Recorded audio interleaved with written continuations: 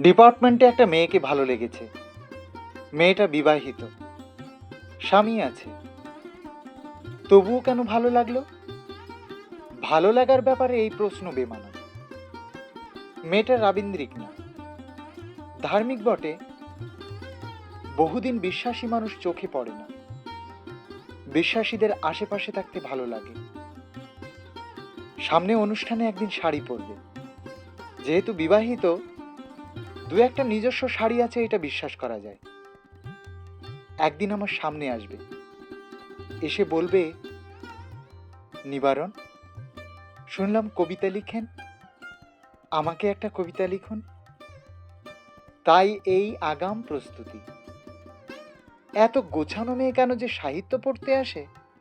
সংসার করলেই পারে। দায়ে এসে পড়ে। ডিপার্টমেন্টে আমরা যারা উদাসীন, সপ্তাহ দুয়েক গবেষণা না করলে জানি এইসব মেয়েদের শাড়ি পরতে ইচ্ছে করবে না। শাড়ি না পরলে আবার স্বামীরা রাগ করে। আমরা যারা উদাসীন, গবেষণার মধ্য দিয়ে মূলত তাদের সংসার টিকিয়ে রাখার দায়িত্ব নিই।